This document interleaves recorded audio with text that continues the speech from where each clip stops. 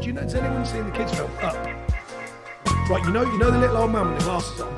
I swear to you, we were playing away at Sunderland, and a live human version of the man in Up was there.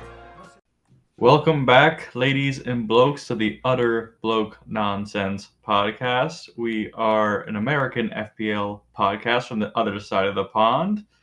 I'm Rabbit. I'm JJ.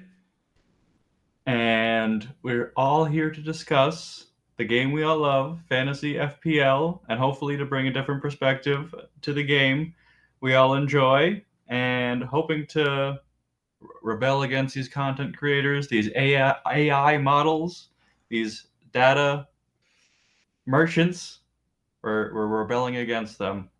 And of course, this week we're talking about the, not exactly a double game week, but two very close game weeks in succession. Game week 14, game week 15.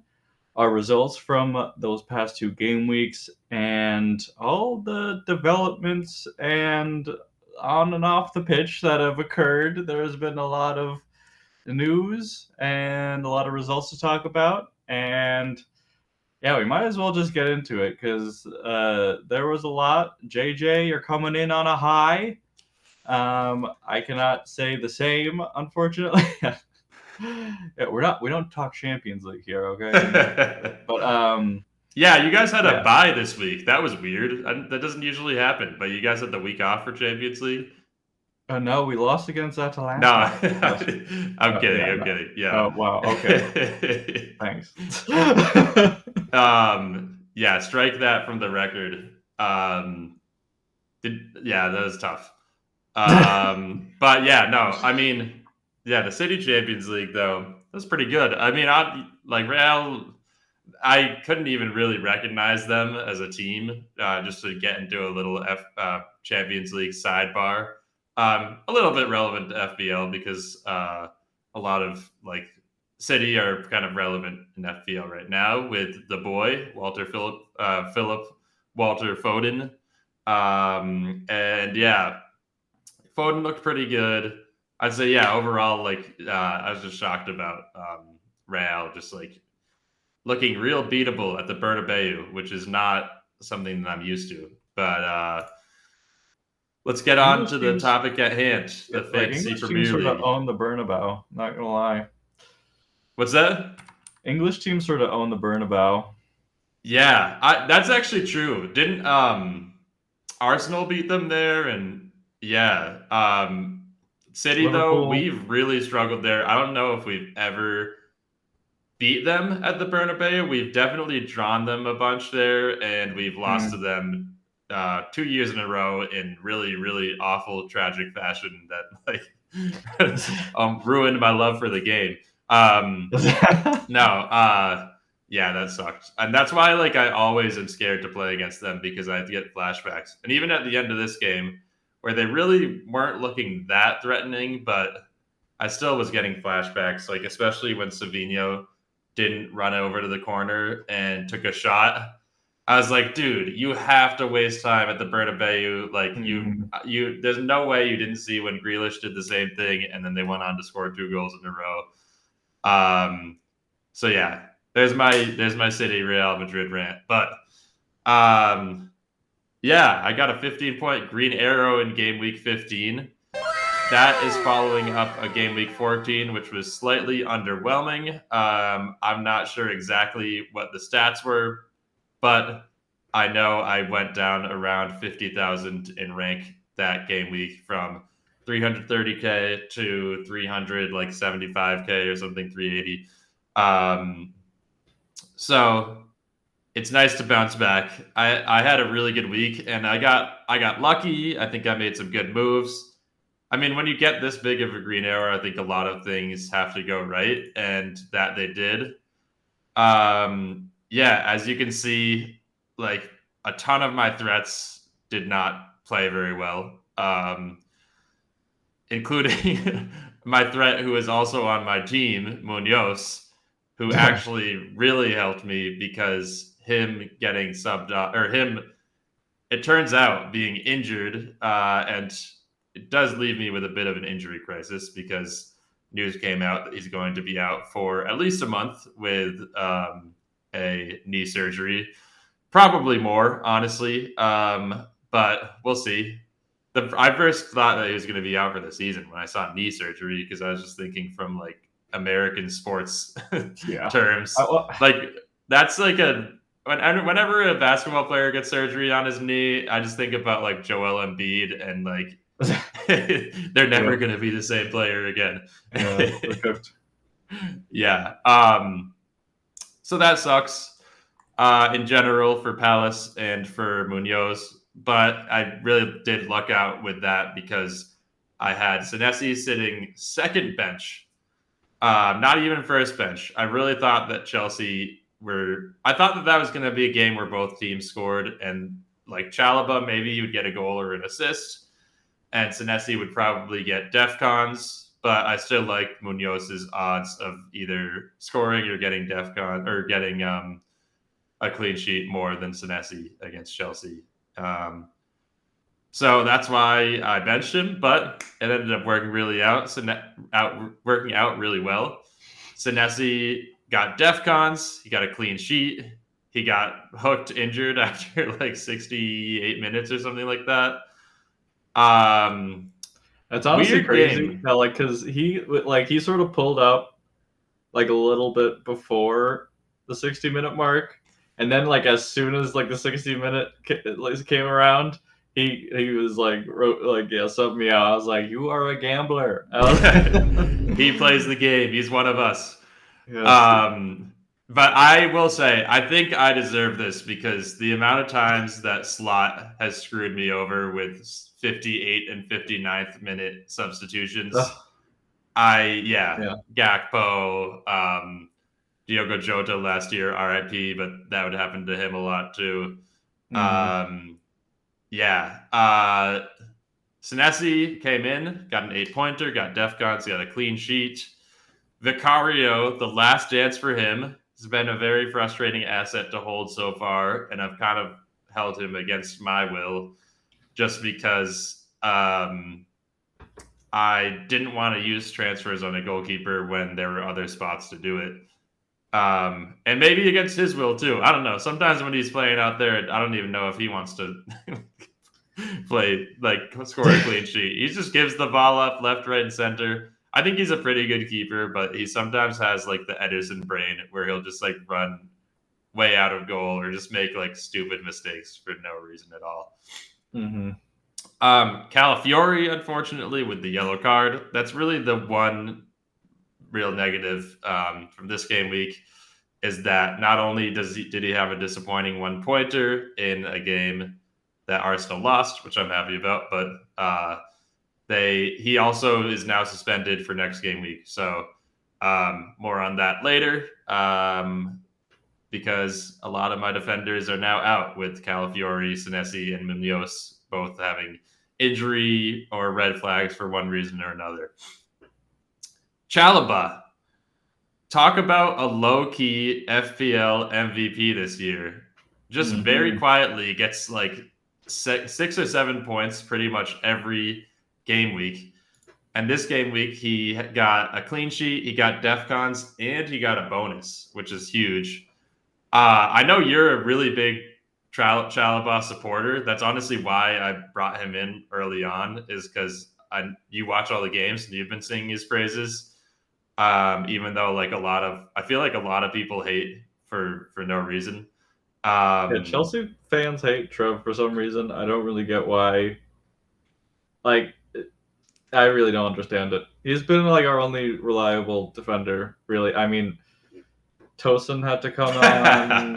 Whenever Tosin's on, I'm having a heart attack. You know, Badiashile, under Pottery, he was probably like one of our best players, but you know, it's not saying much. I still believe in his talent, but Trev is like there, and he's been through the trenches, and he's still great. Yeah, he's good. Yeah, I mean, he really he went on loan to Palace, which I guess isn't really the trenches because their defense is awesome, but then they called him back, and he went from out of favor to in favor, and now he is the one nailed Chelsea defender, or at least center back.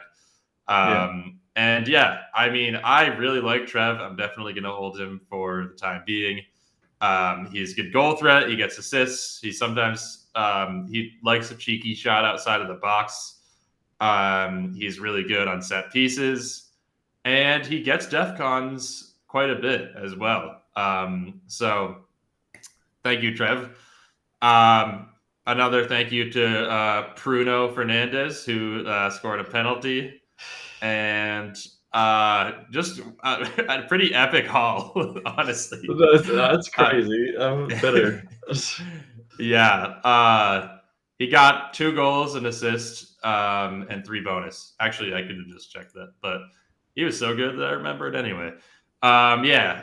Pretty awesome showing from him, and it was against Wolves. So, like, I don't know. This is why I brought him back in, mainly for like this game specifically. Wolves. I watched that whole game. That was the first time I've watched an entire Wolves game since game week 1 when City played against them, and it's just dire, man. They're like So you need bad. to. It's targeting them every single game week is a really good Yes. FPL strategy. Yes. They're so bad, and Arsenal play them next week, so there's that. Yeah, they're quite bad. Bruno looked good. Yeah, I mean, Bruno, I think is, especially now that there's actually not really that many great assets that are premium for midfielders.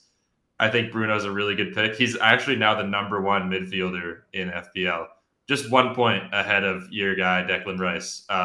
But he's still, yeah, he's just like I've said his phrases before. He's just a bonus point merchant.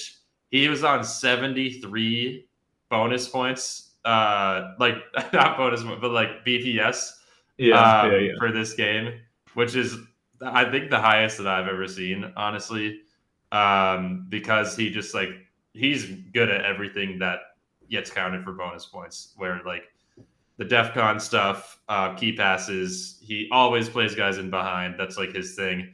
Yeah, he's good. I like him as an FPL asset, and one of my stars for sure. Our boy, City's boy, Phil Foden. Very strange FPL season for him so far, I would say. He's been up and down, mostly down, honestly, but he's Mostly on a down. crazy hot streak. Yeah, he's playing so well right now, I will say. Like, just having watched him the past few games, the first game, I was a little bit apprehensive. I didn't know if it was fluky. Also, that game specifically, his goals were like on pretty low XG shots. Not to be super technical about it, but they were like the second goal was a shot from outside of the box. The first goal, he like just like reached his foot way up and like stole the ball from on a cross that Holland probably was the intended recipient of. Mm-hmm. But this game, he was just good this game. Like and then like he had a weird tap in the Fulham game where like Holland accidentally backheeled it to him, basically, because the ball just hit Holland when he was running. This game, yeah, the assist was on the corner. The goal was, I don't even remember. Yeah, there's been a lot of soccer this past week and a half, but I think it was like a just like a solid goal, like nothing crazy. And yeah, I think that yes, it was a header off of that crazy Cherokee Rabona cross. That was nasty. Oh yeah. Yeah, I mean, he's just buzzing right now. He got rested in this Real Madrid game too. Came off after around 70 minutes, so I think he'll be good to go this next week. And yeah, I'm loving how he's playing. Just a great player and a great fantasy asset. Pretty mid otherwise, honestly.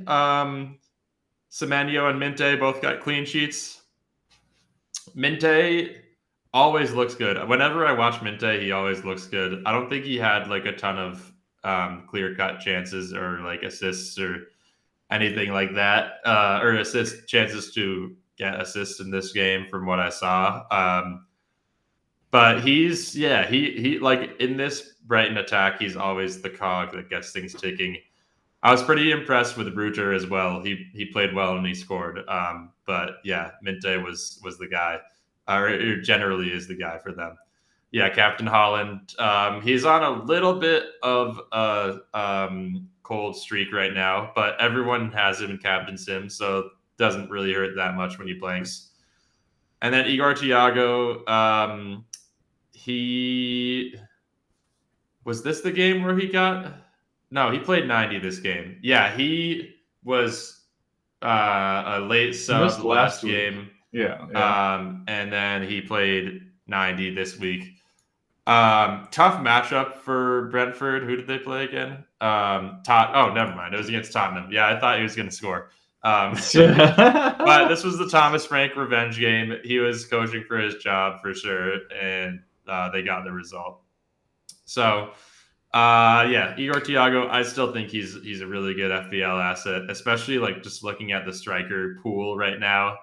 There are not a lot of good strikers out there in the FPL landscape, including Mateta, who I think has been really mid. He's gotten subbed early a couple weeks in a row. I'm thinking about phasing him out. I actually think that this City fixture isn't that bad. I'm going to keep him for that because City are bad at keeping clean sheets. I think that someone's going to score against us on Palace. But Mateta, just like the goal threat hasn't really been that good. I feel like he gets subbed off early for Uche or one of their other strikers. And Ketia is like on a bit of a streak right now too. He's been playing well. So yeah, I'm probably gonna get rid of Mateta. But that's my game week. It was pretty good. I'm up into the top 200K. Forgot to mention that. So we're back. We're so back, like we never left. And I just need to hope that after these AFCON transfers and a weird injury spell, I can keep the momentum going. But yeah, do you want to talk about your game week? Yeah, I can do that. But most importantly, you have leapfrogged me and the Utter Bloke Nonsense mini league, which is very sad. Yeah, it's close. It's really close. But I mean, yeah, I'll take it. Like you're like 3 or 4 points ahead or something like that. But yeah, I think it's like something like that. My game weeks have been 2 red arrows, yes, as you can see, and I believe game week 14 was a similar story. It was like a 5-point red arrow, and a Foden really hurt me game week 14 again, and I was sort of I felt bullied into transferring him back in because I had him for such a long time at the beginning of the season. I was like, oh, he's going to turn up. He's going to turn up. And now he's finally turning up. So going into game week 15, I did bring in Foden. I can go to the team all now. right, it is crazy. We could talk about this later, but I feel like now is a good time to talk about it. I love Phil Foden. Like, I was happy to bring him in. But it is kind of insane how the content creators, like, immediately after last week were like, he is essential. You need him in your team. Well, I mean, it worked. It paid off, to be fair. But like, there's like, as a Man City fan, I was like, the main reason I brought him in is because everyone else had him and he was a threat to my rank. Yeah, I mean, that's the only reason I brought him in is just because, like, oh my god, he's gonna kill me again. And yeah, it was, and yeah, I'm like on a streak of red arrows now. They're not too serious of red arrows, thankfully, but like, it's a really hard. But like, I think, well, it's crazy because a bunch of people brought him in the free hit, and he was like the only City attacker that really, like, hauled that against Leeds, which was annoying because I triple capped Holland. And then everyone was like, okay, we're just gonna, once the free hit's over, we're just gonna bring in Foden.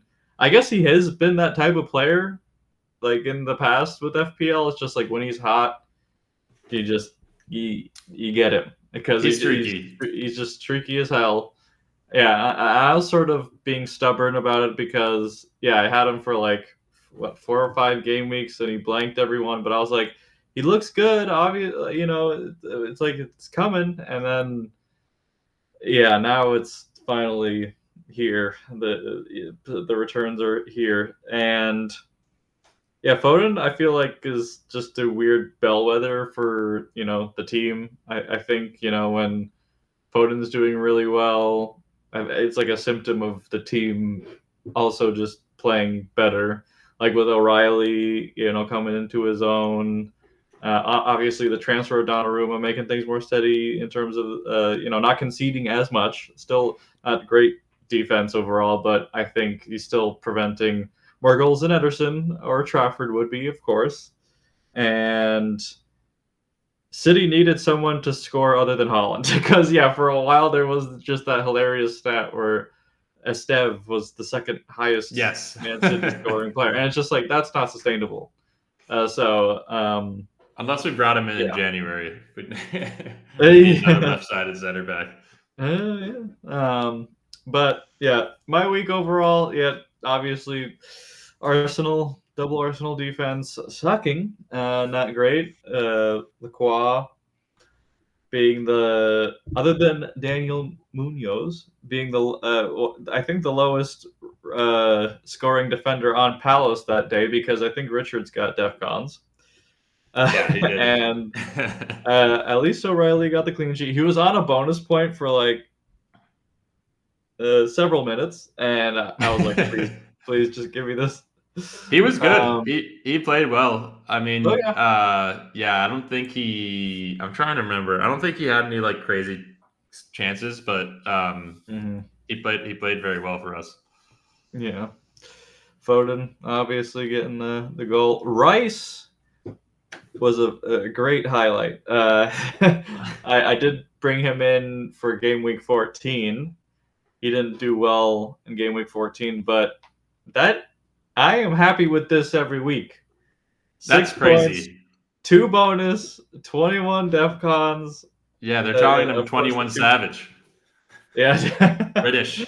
Also British, yes. Yeah. But is he Irish though? But oh shit! He might be. Yeah, he's a traitor. That's so crazy. Like him. I'm gonna be honest. 21 Savage though is an Arsenal fan, so that's he does have that one bar about the Gunners winning the Premier League. Yeah, which is really corny and bad. But they're the Gooners. Come on, man, not the Gunners. Semenyo blank. He did look a lot better though. Chelsea were pretty bad, but I think Semenyo had 4 shots or something, and he scored a goal that was offside. So he definitely looked a lot more dangerous than he has been. I'm ready to let him go though. It's just tough because there's not a lot of great. I feel like I have too much money, and I feel like I'm like sort of and I don't really want Saka, to be honest.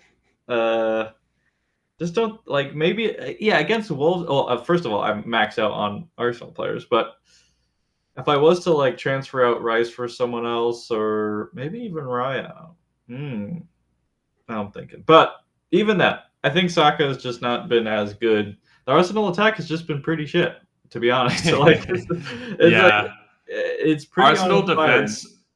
I think Rice in the Arsenal defense is the way to go. I think you have the right assets. And Timber, Timber now I did not realize Timber is 6.5 now. It's insane.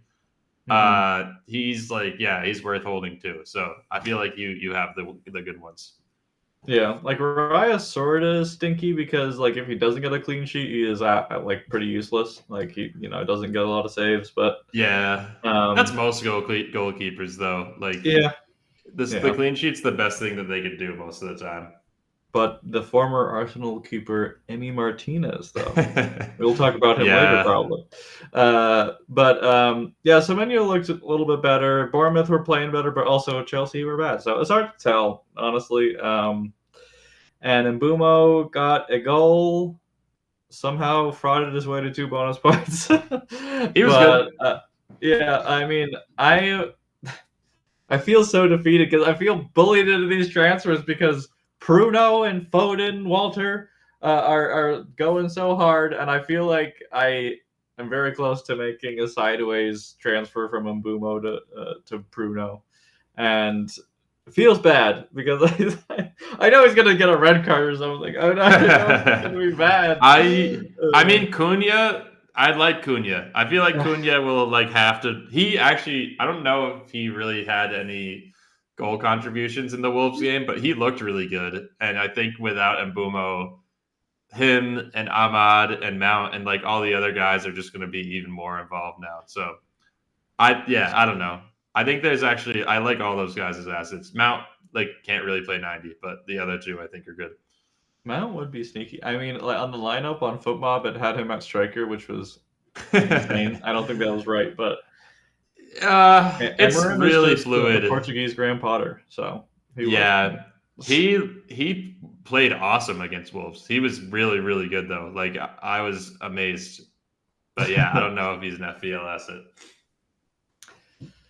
But yes, the front line, very sad front line of Voltemata. Only 73 minutes, which is sort of bad. He's definitely not on pens when Gordon's on the pitch, at least. That's all but, that's been confirmed, I guess. Welbeck. Yeah, it's not Elliot Anderson. Anthony Gordon. Yes, Gordon, yeah. He takes their pens. Which, sneaky asset, maybe? Honestly, he's out of all the Newcastle assets, I think I would take Gordon. Yeah. I think Gordon's like, he plays on pens. Yeah, he's been good for he's been good in the past. He'll probably be good going forward. So, but speaking about cheeky red cards, though, that's always the risk with him. He's such a wind-up merchant. He is I don't know if he'll be ready.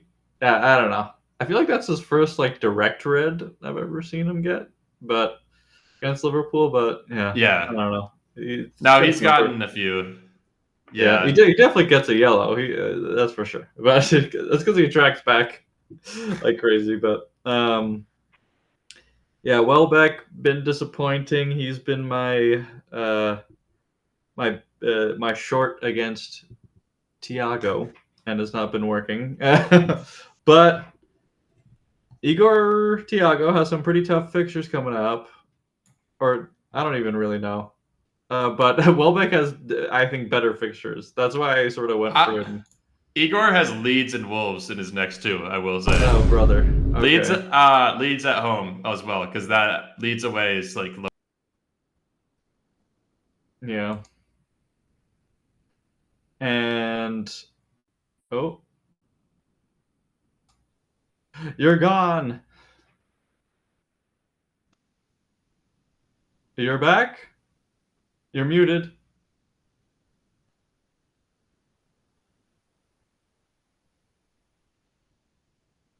You are mute.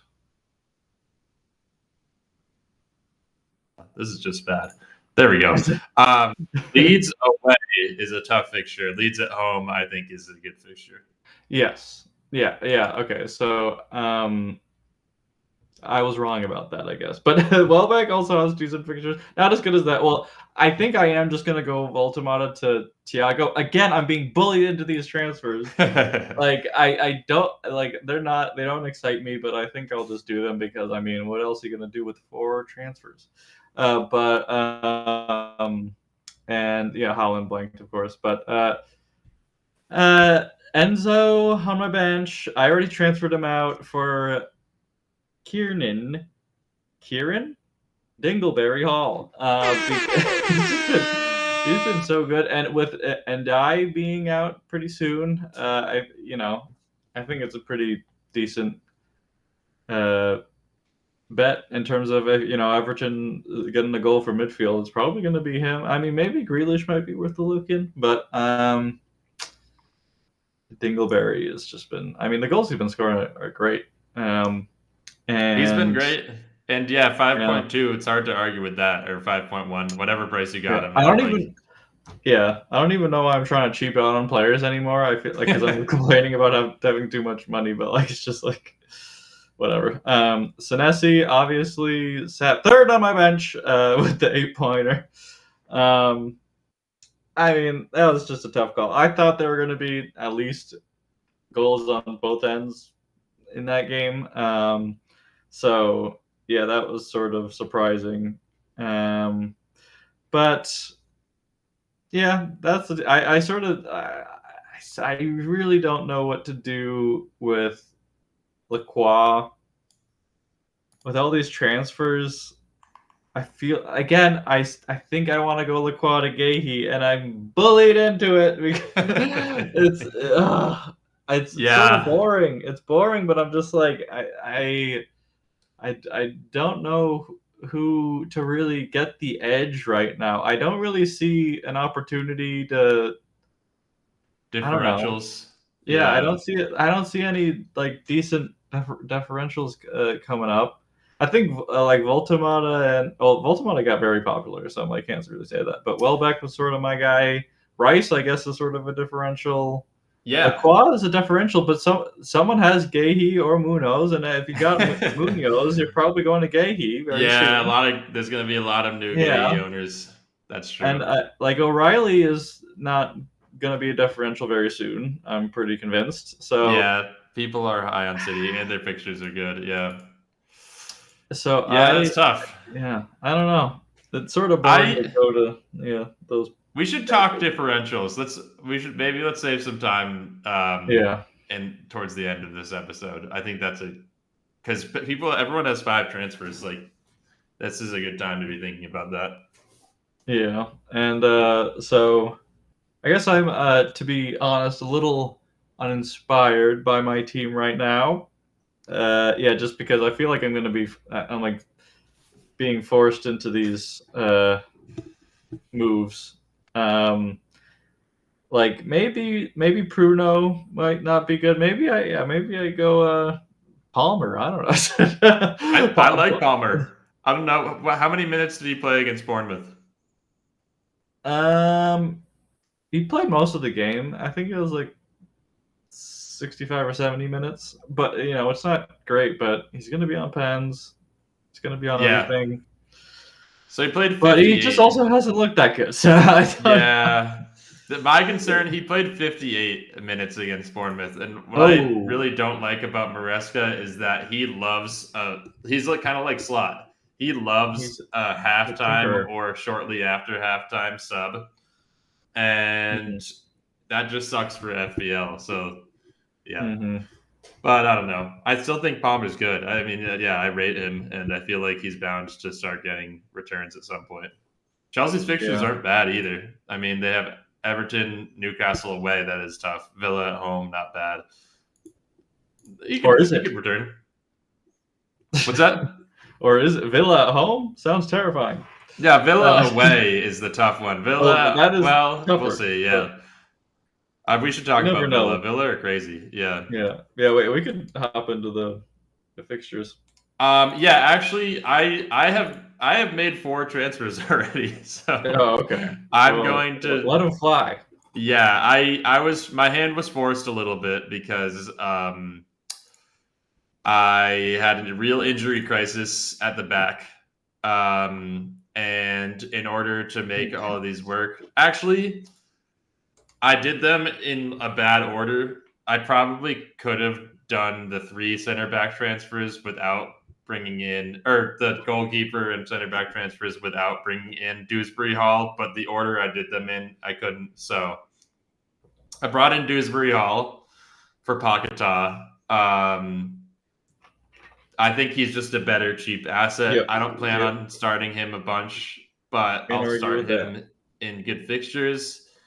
And if someone's injured, then I will be really, really happy to get him off the bench because I think I'm echoing a point that I forget who said it. Maybe it was Let's Talk FPL, who said like the downside, which isn't really a downside, but I guess it sort of is because you're not going to want to start him every week. Is like it's a little bit unpredictable when Dewsbury Hall returns. Yep. Like he got a return against Newcastle in the game that they lost 4-1, and like.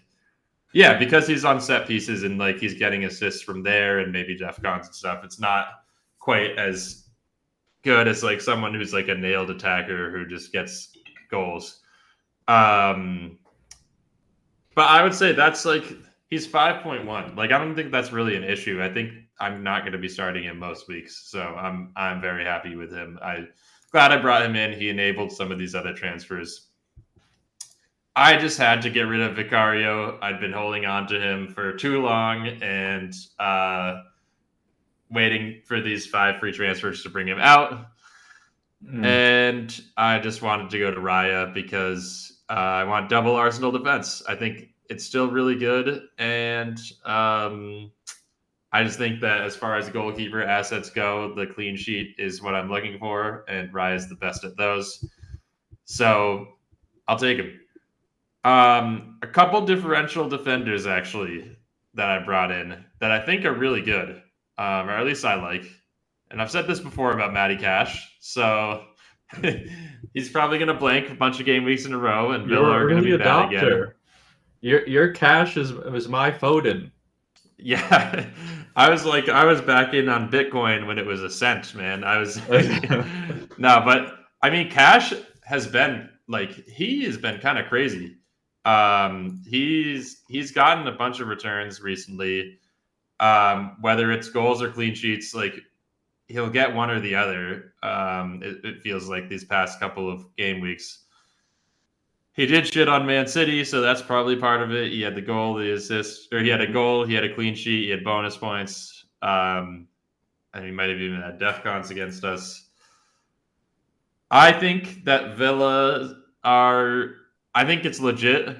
I think that they have a really good defense, and they play in a way similar to Arsenal and Crystal Palace, where they're not going to score a lot, but they're also not going to concede a lot.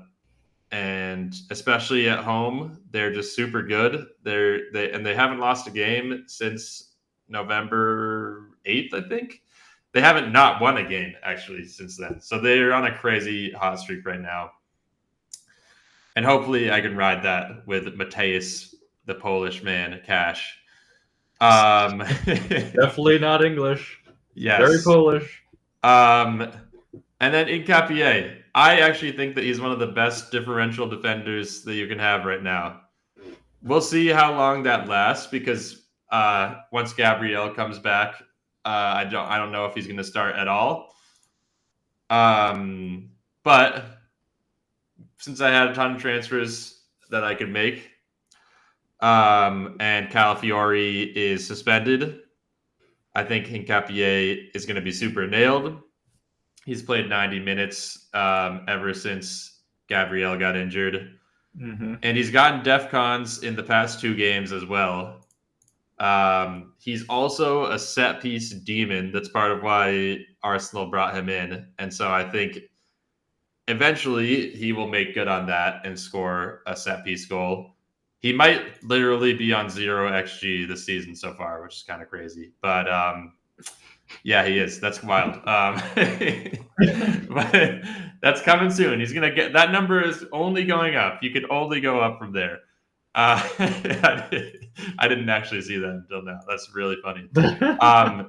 He's still really good on when he was at Leverkusen, at least he is a really good set piece guy. And I don't know. I just like him. I like Ecuador. The way I play FPL is I want to bring in players who I like. So brought him in.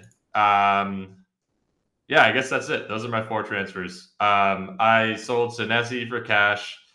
I sold Calafiori for Hinkapie. I sold Vicario for Raya, and I sold Paquetá for Dewsbury Hall. And let's see how they do this weekend. What are you thinking about? I know you said you already brought in KDH, but yes. Are there any other moves? Is my mic coming through? Yes, yeah, I can hear you. Okay, good. Well, I did KDBH, KD whatever, and Kieran Dingleberry Hall, KDBH. That's pretty good. Let's go. It's gonna catch on. It is. I honestly, with all the slanderous nicknames these kids give players. No one's done Dingleberry Hall, and it's right there. It's low-hanging fruit, if you will. It's a low-hanging turd. It's a low-hanging turd. I think. Well, Mbumo's got to go at some point, so I guess I'll bring up my team real quick. But I'm not mad about Mbumo for like another week against Bournemouth. I honestly think that if you don't need to make it, you don't need to make a transfer this week, I guess is what I'm trying to say. You can wait until he's actually gone. Because he's playing, right? Bruno. Yeah. That's I'm true. just afraid of Bruno. And I hate to admit it, but I'm terrified. Yeah, I think Voltamata. I think to Thiago is also, just because he's got those really nice fixtures coming up, and like my defense is sort of good. Like I don't think I need to touch my defense, but I definitely just need more returns from my midfield and attack because they've been really bad. But I think Semenyo, if he doesn't score against Man United away, which is an easy fixture in my opinion, then I probably will sell him. I'll try to. Burnley at home is the next game after that, I will say. Oh my god, that's a pretty good one. I feel like that's why he's a hold. I was gonna actually talk about this after. I feel like he's such a hold because he's becoming a differential, and his good fixtures are the ones coming up. So yeah, so Daniel Welbeck, I know I just brought him in, but Liverpool away, not a hard fixture. He's gonna score. He's gonna score. I honestly, he's got to. He's got to reward my faith. Sunderland at home is a harder fixture than Liverpool away, and then Arsenal away sucks. But then honestly, these two, and then I'd be ready for it to let him go, I guess. But Voltamata, like. Those fixtures are tough. Fantastic, even though United away. That's good. Yeah, like I really don't think he's gonna do well against Sunderland. So, yeah. No, Sunderland away is one of the top, probably 3 or 4 hardest fixtures, I would say. At least to score, yeah. Yeah. And I still think I might go sideways to Gahey here. And he can't keep getting away with it, but he will. It's just been one of those seasons for him, and that's I've reached acceptance. Okay, watching Palace play, like Gahey is practically a midfielder, and he keeps getting these freaking touches. I don't know why Lacroix can't get his head on a corner, like not even just one. I remember when it was last year, I think it was last year.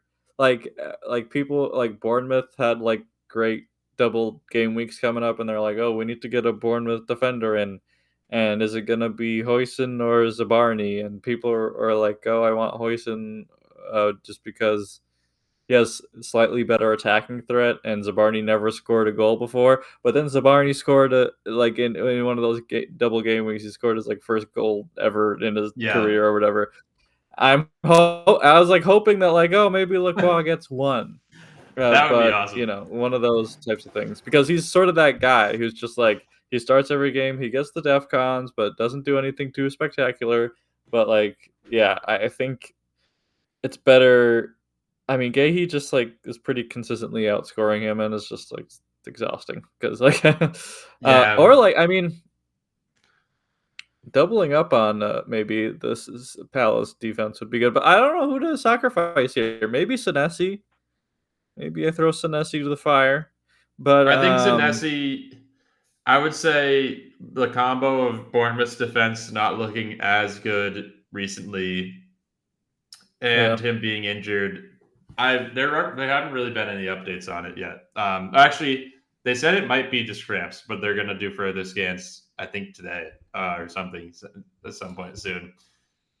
Yeah, the fixtures are all right. I don't Fixtures are personally not don't bad. think that these are very good clean sheet fixtures, except the Burnley one. Burnley. Yeah. Yeah, so I think he's a. And yeah, I'm I think not bringing he's. in I Gahey like for this yeah. week. Okay, one thing about Gahey though, I don't think he's a bad transfer, but I was just thinking about this because the Liverpool guys in their group chat He's gonna always go to mention Liverpool. this. Yeah, what if he just goes to Yeah. Liverpool right at the start of January? That's the one downside potentially. And that is still, I think, 3 game weeks away, maybe 2.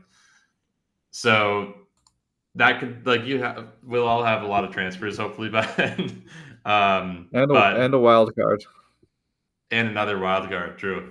But Gahey, yeah, that's why even for me, and the other thing with Gahey and Palace in general, we were talking about before, with Munoz and Sarr both being out, Palace could be just worse than they've been. I think the fall off. I don't think they're going to be terrible, but those were 2 players that played such a key factor in their results. And I personally thought that Nathaniel Klein was pretty bad for them last week. He was stumbling over the ball and stuff. He was really bad. I mean, I didn't even realize he was still playing for them. So good for him. But yeah, it might be time to hang him up. I did a Palace career mode. I think it was when what's his name? Johan Johan was on the Cabaye, team. what a legend. And he was great in that career mode, but I'm just yeah, damn. He's like one of those players that was great in a career mode 10 years ago, man. What are you doing? He's 34. He's still putting in shift. And to be fair, Fatmov gave him a 7.2, so that could be a lot worse. But yeah, the eye test never fails. Yeah. But yeah, those are my thoughts for going forward. I mean, a lot of sideways stuff. I guess getting Senesi out for Gahey isn't as sideways. I mean, succumbing to the Pruno and Thiago, the pressure is annoying. But I've already buckled on Foden. I've already buckled on Dingleberry Hall. It's okay, might as well, I guess. But yeah, so I'll definitely be making some moves, but I'm just giving it some time. Fair enough. All right, shall we talk differentials? Yeah. Let's do it. Maybe we should have prepared a short list, but I still feel like we could find some just from going through. Let's look at the percent owned here. Yeah, Raya, definitely not a differential. I feel like Sunderland, the fixtures aren't amazing, but low-key, they have some pretty good fixtures coming up. And whenever they're at home, I like their clean sheet chances, even against City and Newcastle, especially against Newcastle, because Newcastle on the road can really be hit or miss. I like Roofs. I feel like Roofs is still good. Yeah. And the I other think differential too. Or I don't know how his minutes. Mukiele. Yeah, Mukiele. Let's see. Okay. Yeah, his minutes have been good. His DEFCONs have been hurting ever since he started to play out more wide. But I still think he's solid. Yeah, and I think that's true for clean sheets. I still, even though he's 4.6 now, I still think that Ballard is the one for Palace's defense. And he's still he's a good differential still, 3.1% owned. Yeah, 100%. That's not very highly owned. What did you say? 100. Yes, yeah, that's a good 3.1% is what I'd want. Yeah, I still think it's hilarious. Michael Keane, he's somehow just a bonus points merchant. He gets clean sheets and bonuses or DEFCONs at least. I don't know if he got a bonus. Like Michael Keane, who I thought was washed a long time ago, is still doing his thing out here. He's just a Ballard in blue. That's what we're Yeah. calling him. Yes. I would not bring in Michael Keane though. Yeah. I like Tarkovsky. I feel like minor differential was 7% owned. He's like I've been overpriced. owned. What's that? Oh yeah, Overpriced. 5.4 is kind of crazy. But you know who's a good differential who just came back? I think he just came back at least. I think Branthwaite. Nope, never mind. I don't know what his deal Unknown, is, man. Wow. I guess it must have. Maybe I saw Keane out there and he was playing so good. I thought it was Branthwaite. Yes, I like Hincapié as a differential. I like Matty Cash as a differential, although he's getting up there in the ownership. Well, it's just like, yeah, it's like, this is another discussion, I guess, but what Villa players should you get? Like, Yeah. it's just like, yeah, I think I'd probably go defender or Emmy, but that's about it. Their attack stinks. It's so Like, bad, maybe, like, people are, Rogers just went up in price, but what has he been doing, man? Like, they just score these, like, cheesy long shots, and it's just like, I am not in that business. No, yeah, I agree. Villa attack, you can miss me with that. Watkins played really well, so like maybe keep a flag on him, keep him on the watch list. It's just tough because he's so expensive, and it's just like, he Yeah. has been horrible. He's been really bad. He's been truly awful. I think that was Yeah. his first two. Those were his first 2 goals of the season. I feel like that sounds crazy, but I'm pretty sure that was true. Oh yeah, I like Evi Martinez. I think I've also been a little bit owned on this because I think he's bad, but he's gotten save points in a ton of games, and Villa's defense is good. And the funniest, he had 9 recoveries. I wonder if keepers can get DEFCONs because like I don't think they low-key can. kind of close. Yeah, I guess he had 16 and he didn't get them. So it wouldn't really make sense anyway, honestly. Yeah. Okay. I feel like that's it for the differential keepers. A lot of these guys have tough fixtures or just aren't very good. I still like Donnarumma. I think he's a great keeper.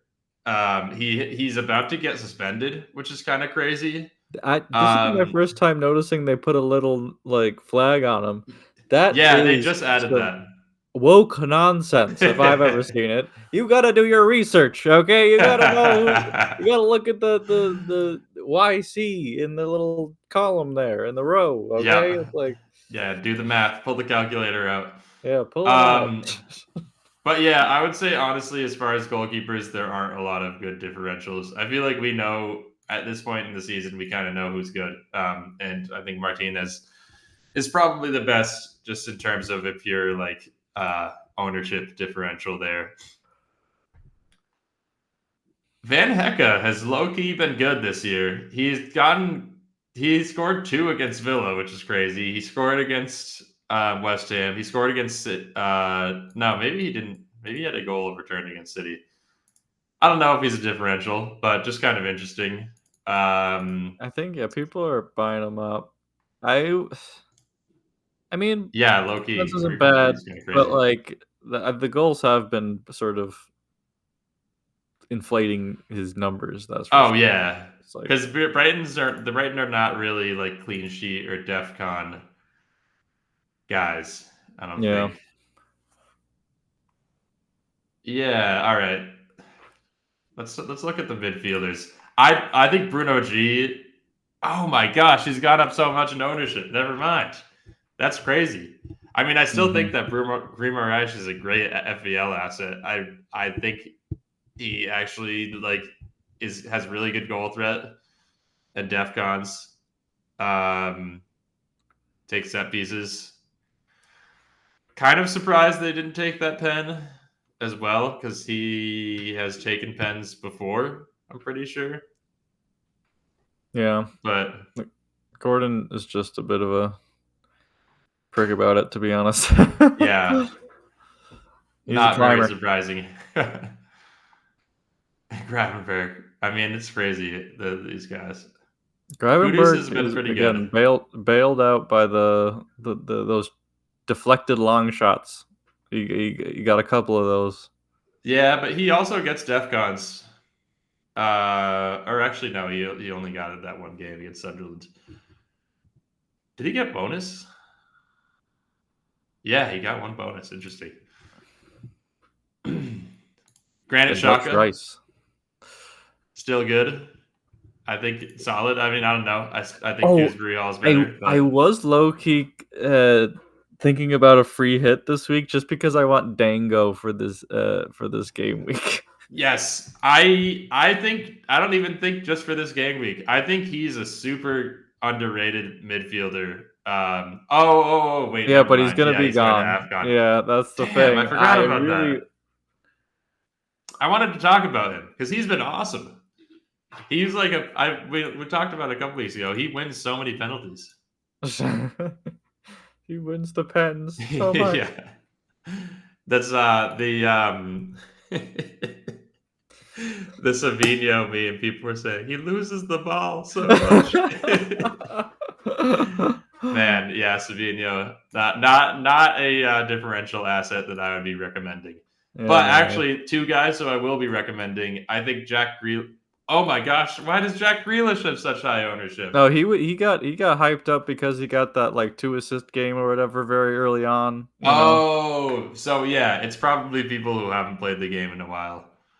Yeah. I think that Tough to Grealish say. is a great differential. I think that Wilson is an excellent differential. Ooh. Fulham Yeah. have really good fixtures coming up. He's scored goals in his past 3 games. I had him to start the season. Yeah. And I think You're a Wilson believer. Yeah, I am. When he's nailed and plays like above 60 minutes, his goal threat is really, really good. I would even go as far to say, like, I'd bring him in over Anderson, and if you want a differential against Dewsbury Hall, I think he's really good too. If you're planning on actually starting him for these next couple of weeks. Goodbye, Mbumo. Hello, Wilson. Yeah, run a team of all like 5 cheap midfielders. Yeah, good cook. That's how the season has been going, though. It's like it's really honestly stupid. DEFCONs kind of change things. I'm less warm on Elliot Anderson than I was before. I will say, I think he's fine as a differential and as a bench guy. But I think there are better options. Like I even.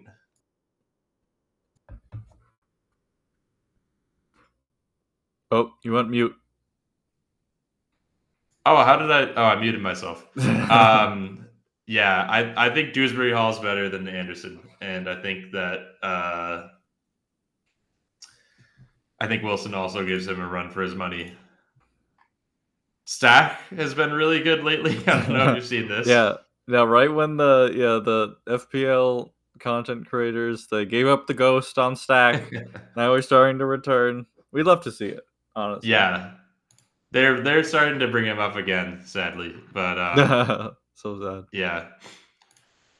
Let's see. I feel like those. Oh yeah, Ahmad. I really like Ahmad. Oh wait, he's going to AFCON too. Yeah.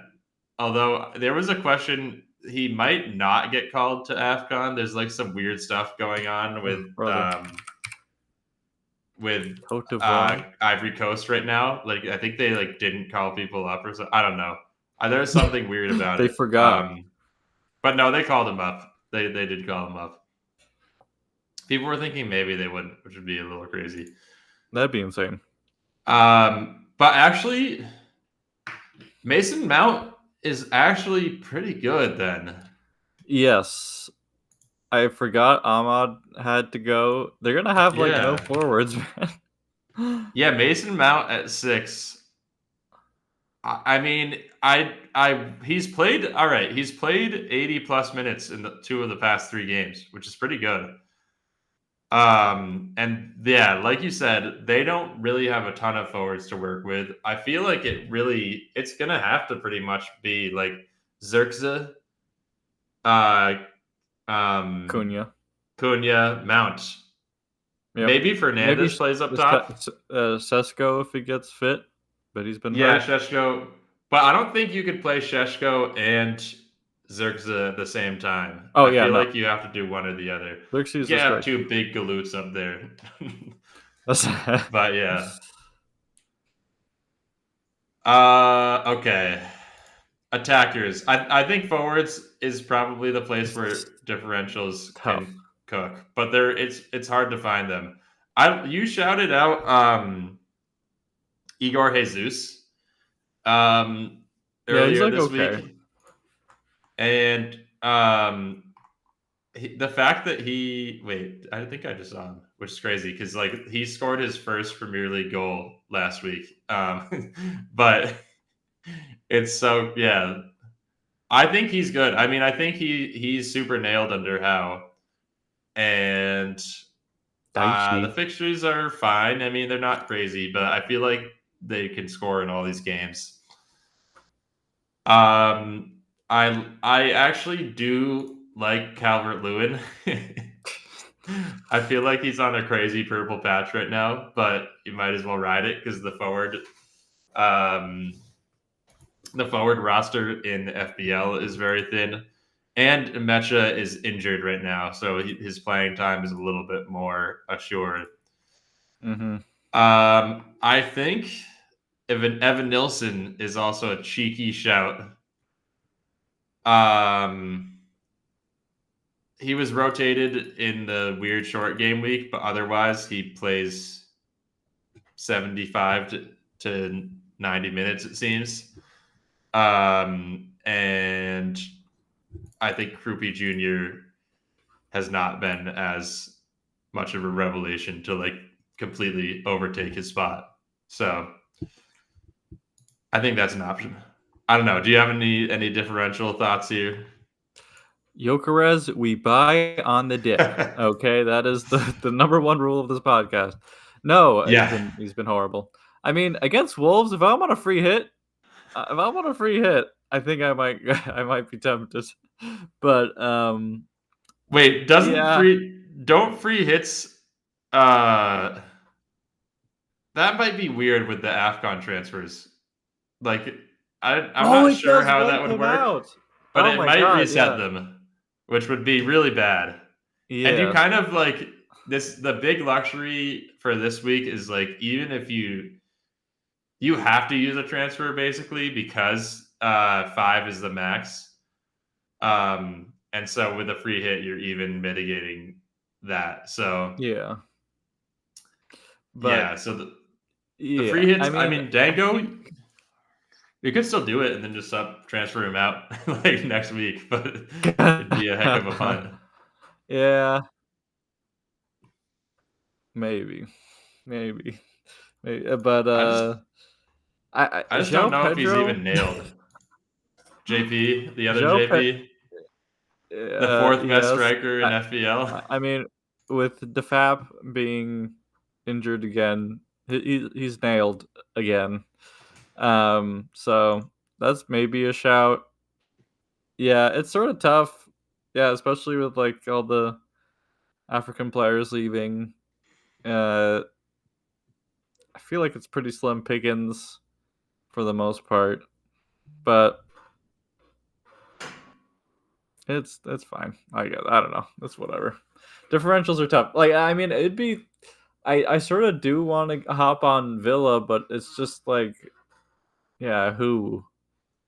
Like maybe I go Raya to Martinez, but then I would sort of like, yeah, I'm not going to abandon the double Arsenal defense that easily. I don't think so.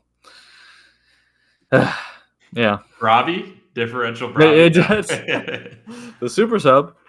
Yeah. He started against City. He wasn't very good, but oh no, he didn't even start against us. He started against Liverpool. That was it. Wait, there's one other player that I was just looking at that I now forgot. Strand Larson, maybe Ekatike. Yeah, but the problem is that him and actually, I was watching that Champions League game. It seemed like Isak might have been sort of injured. But You don't say. yeah, the Isak Ekatike thing is just such a headache. I wouldn't want to even have to deal with that as an FPL manager. Oh yes, now I remember. Wisa came back. That's true. That's another reason why I want to hop off. But he's going to AFCON. So that's so true. Oh my god. It's so funny. He came back. He's going to be back for like 2 weeks and probably like 30 minutes total, and then be gone again. So Voltamata is like pretty good. I don't think he's like a surefire sell. I don't think he's a great hold, but I think the forward market is dire enough where like I would back him over most of these other guys. Yeah, Mateta's flagged now too. Oh my god, this week sucks. I'm probably gonna have to transfer. Europe has just been destroying Palace, to be honest. So I probably will have to use all 5 of my free AFCON transfers. That's so crazy. Okay. Did we start the dialogue? Well, I think we can start the dialogue now, I guess. I mean, Salah wants to leave Liverpool FC, and Jamie Carragher is a bitter old man. Okay, that's. But yeah, in case you haven't heard, Salah made some explosive statements. He said some explosive statements to the first reporters he saw out of the dressing room. I don't know how these Norwegian reporters got the scoop, but they were lucky enough to be in his way as Salah exited the dressing room and he spilled his guts to the first person he saw. It's funny, like the clip of that interview thing going on was just so funny because like the reporters was like, yeah, they're like having like a conversation with them. Like, what is going on, man? So I mean, I don't have the statement exactly in front of me, but the main gist of it was he said that he feels like he's been thrown under the bus. He's obviously mad that he hasn't gotten any minutes the past 3 games for Liverpool, none, which, although I was an advocate of his benching, I think 0 minutes, like none off the bench, is pretty crazy. And he's saying that I've earned my spot, and he's like pretty much saying like I'm a club legend, which he is, and like I have like all this credit in the bank, like why can't. And the thing that I guess I didn't like about his statements was, I don't know, he did sort of make it all about himself, I guess. Like I mean, I don't think anyone is blaming Salah for Liverpool's bad results this season. He's not been good, that's for damn sure. But like I think the blame mostly lies with Slot, and maybe even more the recruitment this past summer, which has been really haphazard.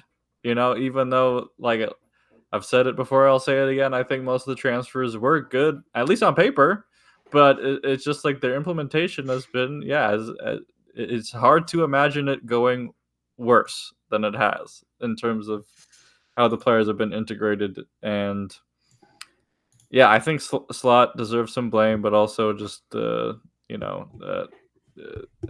the people who run the club. So that's tough. And now it looks like Salah's he might never play for Liverpool again. Yeah, I think so. I think that the bridge has been burned on both sides, and after AFCON, he's probably going to a different team. Yep, Saudi Arabia is heavily rumored. Yeah. I feel And like this is posturing. So he's done this a couple times before. Usually it's through his agent, but Mhm. he puts out dramatic statements like this, and it's usually for some sort of negotiating leverage with the team. He did it Well, before they re-signed him to the contract last year, or I guess this year, but last season, yeah. where um he wouldn't answer questions basically on whether he was returning or not. That was And totally warranted though. yeah, He's having for the sure. season he had, like, yeah, it's just like without Salah last season, like they don't win the league. Yeah, probably not. He was amazing. Yeah, and Yeah. like he's 34. I mean, he's got some years under his wings, and I feel like he probably should have been rotated more than he was, as opposed to just full on benching him. Um, but yeah, I think this really reminds me of stuff that happens in the NBA when guys are negotiating either new contracts or when they're looking at trade requests, like what happened with Giannis recently. And there is sort of a line that gets towed where you can't say that you can't say that you want to leave because one, um, you don't want to alienate the fan base, and two, sometimes there's language in your contract that like means that it's voided if you say that. Um, but you want to still have leverage in the situation so that the team will not play hardball with the teams that you want to go to, Mm. and so that you can actually make a move. So I think that's what's going on. I think that he is sort of lowering his own transfer price on purpose if that move to Saudi ends up happening, so that Liverpool's hand is kind of forced. Um, and I think there's an aspect that hasn't been talked about as much where he probably does want to rest before AFCON. And he wants to win it because I don't think he's won an AFCON before, which is a little bit crazy. Um, Actually, I need to look that up. That might not be He's true. I not one think of that was. AFCON, as Jamie Carragher would remind Yeah, I was about to say. I think Jamie Carragher said that, which is. Yeah, Jamie Carragher loves to yap and just talk shit about people. Um. So yeah, I think that that's also a factor that is less talked about. But if the Afghan rest was the real only reason why he was not playing these weeks, he wouldn't have put out that crazy statement that throws the team under the bus, basically. So, yeah, I think the situation is pretty dire. I also think he probably won't play for Liverpool again because I think it's just too much of a distraction. And it's sad because he's one of the great Premier League players and one of the great FPL players that we've ever had. And he is going out really sadly, and he probably won't even really get a like farewell game with Liverpool. He might just be out of here. sent home like Chris Paul, bro. Yeah. Yeah, Mohammed no, Paul. yeah, and Stephen A. Scouse, like yelling at him the whole time. But yeah, I think if Salah plays for Liverpool again, Slot's probably not in the picture. Yeah. So that's what some people are speculating is Salah trying to get him sacked? That's the thing. I guess he is only negotiating for a move or to get Slot sacked. Like he just got his big contract, which was fully deserved. He was he was on a very cheap contract before he resigned, and yeah, it is sort of upsetting. Yeah, because yeah, He's one of the Premier League's greatest ever players for sure, and definitely a top 5 player in the world consistently for the pretty much the whole time he's been at Liverpool for the most part. And yeah, and I guess we could just talk about Stephen A. Scouse, Jamie Carragher. I am not that he is so annoying, man. He sounded extremely bitter. The fact that he brought up he hasn't won AFCON. You haven't won the Euros. You haven't won a World Cup. Fuck you. Okay, and he was like, oh, if it wasn't for Liverpool, he'd be the guy who failed at Chelsea. That's the only reason he'd be remembered. I'm just like, screw you, dude. That is a crazy thing to bring up. He was on track to have a perfectly respectable career, probably still Egypt's best player, ever without Liverpool.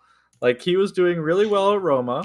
He probably would have gone, somewhere other than Liverpool. And maybe I don't think he, reaches the heights, of course, without the support that Liverpool gave him and the system that was built around him. But that's really horrible for an ambassador of the club to say. That sucks. Yeah, it is crazy that he's a Liverpool legend and he says that. Yeah. Yeah, I was not a fan just of salty. I mean, Salah had 31, or he had 15 goals in 31 games for Roma, and then the season before, 14 goals in 34 games. That's a really good clip. I mean, he was gonna go somewhere and be really good. And the Roma partnership with Mane and Firmino was iconic and definitely took him to new heights. But he was really good before that too. Yeah, no, that was a really great Roma team. He was nasty team, actually. Yeah. Yeah. And they almost dethroned Juve a couple of times, which would have been crazy. Yeah, and it's just someone's snapping him up after that, Yeah. So, yeah, and Liverpool still, I mean, the timing of the comments people have brought into question as well. If Liverpool win against Leeds, does he say that? Probably not. But yeah, it has been sort of funny watching some of the Liverpool supporters who were just Jamie Carragher was called out on it too. He was like, "Oh, Salah's legs are gone," and now he's sort of being bitter that Salah wants to leave and saying how good he is, and it's just you're having it both ways, man. It's just if you say someone's legs are gone, you don't want them around. That's and there were plenty of people who were I was in favor of benching Salah because Slot should have been playing players who were performing better, like Chiesa and Ekitike over Salah, and he still chooses the same garbage. He still chooses Isaac. He still people say Gakpo's been horrible. I don't think he's been horrible. He's been one of the only good attackers for them. But people will point at Gakpo saying, "Why is he getting minutes?" But and the fact that he hadn't come off the bench even against Leeds, just roll the dice. It's just obviously Salah wants to be starting, but it's not from a lack of effort, on his part. So it's just I don't know. It's really weird, and I just hope it's I hope it's resolved soon. To be honest. Yeah. It's just too much drama. I mean, I don't think it will be because I think he's going to go to the AFCON and it's just going to continue to linger. If he wins AFCON, though, that would be awesome. Retire. Yeah. That would be awesome. I'm rooting for that. Yeah. I mean, also I feel to bring in Wirtz, Ekitike, and Isak, and not like completely neglect the right wing. Although I guess Verts can play on the right wing. But yeah, I feel like they got really excited about the type of player that they could bring in and didn't think about building a strong roster from their existing players and their players who maybe are old and going to be washed, and the players who they could prospectively bring in, because now Virgil van Dijk is looking a little bit washed. Konate is looking like he might not want to be there. Salah is, like we said, he's lost his legs a little bit. And they have two strikers who really they could only play one at a time, realistically. And a midfielder who doesn't start for them, who they paid 110 million for, and two fullbacks who they paid a combined 70 million for, who also are not really playing for them. Mm-hmm. And it's wild. Yeah, I don't get it. I don't really understand, like, the Frimpong thing. We'll see. He hasn't played a ton, but I just don't. It's kind of surprising that they brought him in with the knowledge that, like, he might not be a good fit in Slot's system, because it feels like he hasn't been a good one yet. And Same maybe with Kirkes. yeah, and Kirkes for sure. Yeah, Kirkes. I mean, he's just been bad, which is, I guess, like a part of it too. But yeah, it's just tough, and I'm curious what their lineups will look like during AFCON. I wonder, maybe Frimpong will play right wing and it'll look better. But yeah, we'll see. Is Frimpong injured right now? He must be. I don't know what his freaking deal is, man. Yeah, he is injured, and he's probably coming back soon. 60. All right, yeah, I think I've commented on this before. The $68 million market value on FootMob is just nonsensical. It makes no sense at all. He's just like he has been on the market for 30 million for like 4 years, and Liverpool, I think, spent that much to bring him in. Yep. So it was 30. Yeah. And let's see, Kirk has 80 million. Yeah, Kirk has. All right.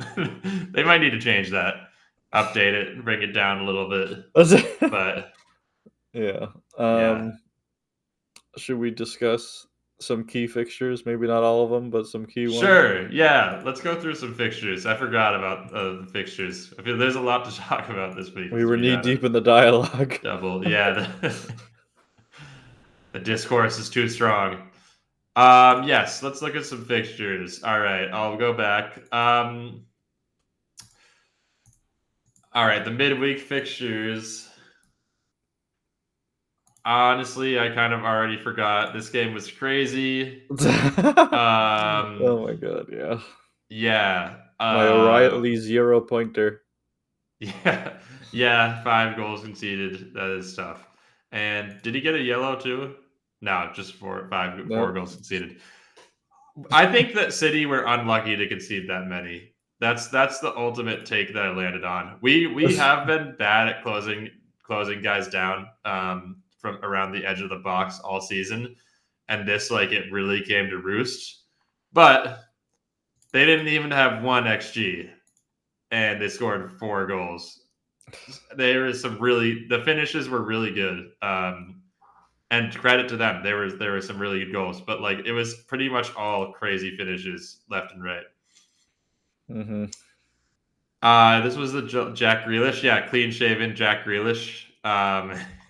He looked kind of crazy, but he just scored a clutch late goal. Yeah, Everton are, or at least after that game, yeah, Everton are sneakily up into 7th place. They're gonna leapfrog us. It's gonna be very tragic. Yeah.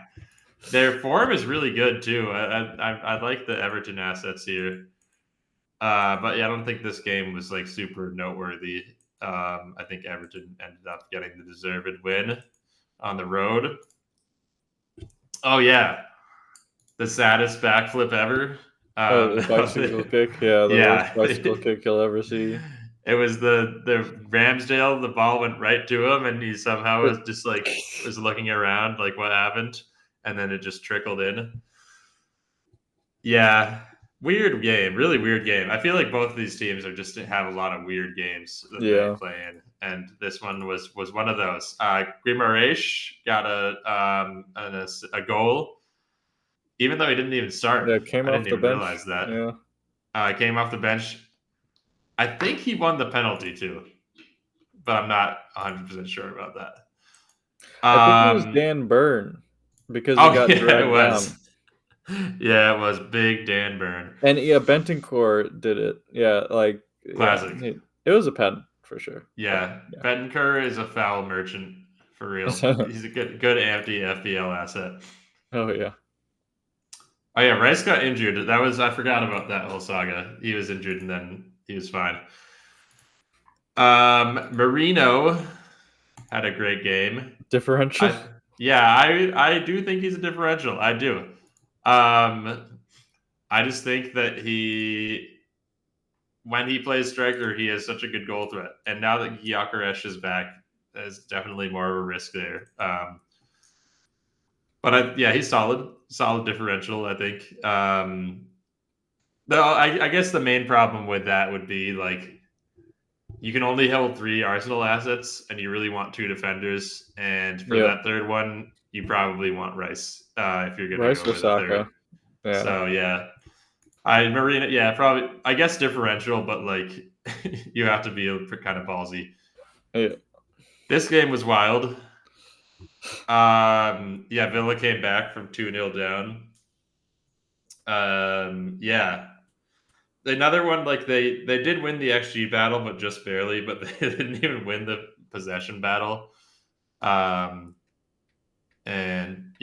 Just jammy. Oh yeah, this was the 2 Watkins goals. I think these were Watkins' first. Yeah, Watkins goal drought. I think those were his first 2 goals of the season, which is crazy. And then wait, did he score over the weekend too? Potentially. Okay. There's a game here that I know you're dying to talk about. Oh, brother. I mean, Leeds away is not easy anymore. Easy as it seems. This is true. And it's just Christmas period Chelsea kicking December, in big time. We always suck in December, and it just came a little bit early this year because there's no Boxing Day fixtures. It starts earlier for us. This is how it works. We don't have a Boxing Day fixture to lose, so we lost this one instead, and as a substitute. But yeah, I mean, we were just pretty terrible. And Leeds, when we've played Leeds in the Premier League, they've always been a bit of a bogey team for us. So yeah, I'm like, the Chelsea have just been bad, and no Caicedo tax, and yeah, also Esteval was sort of lucky not to get a red, to be honest. Like, he kicked out at that guy to get a yellow, and it was not great. And but yeah, Chelsea have just I'm just bracing for impact now. The winter is getting cold. Memories made in the coldest winter.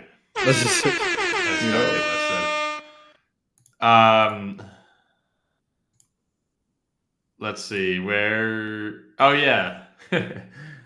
I watched this game. This game was so boring. It's not even much to talk about. Nuno cooking. Yeah. Nuno has been good lately. I mean, he's racking up these draws, but that's what he does. Yeah. Oh wait, I forgot to mention Bowen is a really good differential. I forgot to mention that earlier. I actually really like Bowen. I mean, I wouldn't really advocate. They just don't score enough goals. Like, is he? He's on pens though, right? Probably. Yeah. Okay. Yeah. Well, actually, I don't know if they've taken a pen with Paquetá and Bowen both on the field. That would be the question. Let's see what FPL says. Nuno is just such a Paqueta believer. He puts him on pens, even though he's a criminal. Yeah, I mean, Paquetá is a good pen taker, to be fair. Yeah, it's Paquetá or Bowen. But yeah, Paquetá is the main pen taker, apparently. Tragic. So that's interesting. I still think Bowen's good. I feel like the goals have started to come for West Ham. The fixtures I do think are bad. But I don't know. It's an interesting differential, at least. Yeah, Villa at home, City away. That's back to back. That's tough. Then they have Fulham at home, which is really good. Overall, though, probably not great. Okay, some of the Saturday fixtures. Another jammy Villa win. I didn't watch it. I did not watch this garbage, but I did tune in for the freak out. Yeah. I mean, I just don't I really haven't watched that much Villa this season, but now they're second somehow. I just don't get. And I was listening to the third. Hold your horses here. Yeah. Come on. Yeah. Okay. But I was listening to the Tifo podcast, and yeah, they pretty much confirmed my suspicion in terms of just they're just crazy overperforming, or not crazy overperforming, but just routinely overperforming, and they don't score a lot, they don't concede, but they still concede, but they always just score enough to win, and it's really just odd. Yeah, they're not going to be leading in any of these stats. Interesting. I mean, not bad though. They are third where they are in the table in goals per match and goals conceded per match. But it is crazy. The teams, the teams that are good either concede very few or score a lot, and Villa are they're top three for each one, but they're not they're doing the Arsenal template. They're radical centrists of the league this year. Yeah. Okay, this is crazy. City being fourth in total possession is really wild. That's Liverpool being first. Thing. Look where that gets you. Yeah, the Donnarumma. I know. Yeah, the Donnarumma era is good. I feel like Pep and honestly, hate to give it to him, but Arteta might have unlocked something with less possession, but actually conceding some possession so that you can get out on the counter better, which is definitely what City does, and it's how we score a lot. But Villa are third in clean sheets. Actually, they're tied for sixth, but with Manchester City. Wait, what just happened? This is weird. It's different. I'm reading these graphs all wrong. Villa are 8th in goals per match, and they're 10th in FOB rating. Yeah, they are mid. All right. They're 7th in average possession. They're 6th in clean sheets. Yeah, they're mid in all these FOB things. was being very deceiving with that. Yeah, I was like, this doesn't seem right, but... There are some Villa fans working at FOB that are juicing the stats to make it look like... No, we're on the Villa page, so that's why. But yeah, 10th... So that means they've been mid in the quality that their players have played. They have not scored a lot. The one thing that they've been good at is goals conceded. But even still, because it's one per match, and I guess it's been steadily one a match, they don't get that many clean sheets. Yeah, it's they're not getting clean sheets. Yeah, it's City have more clean sheets than them. Possession, I mean, that doesn't really matter for FPL because Crystal Palace are third to last, which is so funny. But yeah, it's all about the style of play there. Deitch is all right. Deitch, this is a high number for Deitch. Deitch's evolved with the times. Okay, he's only he's only 20 years behind the 8 ball here. It's he's getting around to it. Deitchiola. That's what they call him. Yeah. Okay. Let's see what else happened this weekend. Yeah, Everton cooked. The Daichi Derby. This is so sad. Yes, Grealish didn't do anything. I don't know why I'm signaling him out. That made me sound like such a salty City fan. Grealish didn't do anything in this game. Yeah, that's why we They won won 3-0. Tierno Barry is on a little bit of a hot streak. No, actually, that was his first goal. I thought he scored.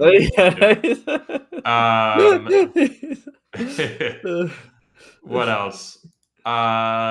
Gibbs White keeps on getting pulled off injured and then playing 90 minutes the next game. I don't know why, but yeah, I don't know. Forest are still a little bit shaky, I guess, is one of the takeaways here. But the Hill Dickinson is a really good home field advantage as well. Excuse me. Sneeze break. Sneeze fest over here. Yeah. Well, the Hill Dickinson Stadium is a bit of a fortress. That's what they're calling it. Tottenham. Oh no, we're already looking at this game. Yeah, Tottenham. Xavi Simons got I think a goal and an assist. Yeah. Honestly, he was good in the Champions League game earlier this week too. I think he maybe he's finding his stride here. I don't know. Oh, was it a pen? Yes. Oh, okay. Well, not in this. Well, he's game. on pens. That says something. Well, no, Kudus took the first pen. He took the second pen. It was charity. Oh, I do remember that now. Yeah, they switched off pens. That's hilarious. Yes, I mean, I don't know. Keep an eye out on him. I guess he's been kind of bad in the Premier League so far. But yeah, he might be on a nice run of form here. The Newcastle clean sheet was denied. That was pretty funny. Very late goal. Oh, that Penalty. did sort of save my game week. I think I was like on worse red arrow, but then that went in. I was like, okay. This is a wild. The Burnley lineup is wild. Lyle Foster right wing, Broya striker, and Jakob Brun Larson. This is like three big strikers up front. They're playing some Brexit ball. Yes. But yeah, Perez, that was tough. The red. Straight red. Let's see. Any other interesting fixtures? This was a good game. This was honestly just pretty dominant from City. This is one of our best performances so far. Like, low stress, just a chill win. And the Leeds Liverpool. Yeah, this was just a crazy game. It made like no sense to me. Well, I didn't watch the last goal, but I watched the first half. I watched the last goal. I mean, the first goal that Liverpool scored. I do remember watching it up until halftime. There were 6 goals in the second half, which is crazy. And the first Ekitike goal was sort of a giveaway. Both of the Ekitike goals were not well defended, to say the least. So I felt like Leeds were just, it was just like one of those games where like one of the, trying to stay up teams like just, give away the game. Like that happens from time to time. Not against us, though. Liverpool, they're trying to stay up, and they gave it away. As usual. It is true. It's true. Konate, horrible again. And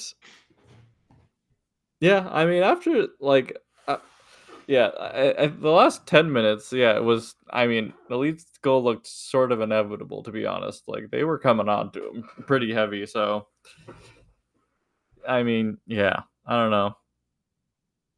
Like this was these Liverpool lineups are just horrible. I don't know. Yeah, it is a crazy lineup. With I mean, Soboslai has been good. He scored. This is like the Chelsea season when Willian was our best player. This is what this is like. You're just like, wow. That's tough. Oh yeah, Eden Hazard is like really bad for some reason, and Diego Costa is not getting played because you got mad at Conte or whatever, and it's just and yeah. This probably is their best lineup, I would say, right now. Soboslai on the right is a little weird. I'd play Chiesa, man. Oh, yeah, I would. Yeah, Chiesa. I mean, Chiesa needs to start. I feel like the And ideal Gomez at lineup center for back. Liverpool would be Wirtz left wing, Soboslai central, Chiesa right wing, or you could flip and put Chiesa on the left. But either way, I do think you have to start Kirkes because I think Rabo is just washed at this point. I'd start Gomez at center back though. Gomez, you said? Oh yeah, Gomez over Konate. Yes. Not bad. Yeah. But McAllister is washed at this point. Endo at center back. Endo. They did bring in Endo at the end of the game, which was super random. And honestly, maybe they were too defensive and negative in their play. And then Isak. They paid over market value for Isak. Yeah. And he scored 2 goals.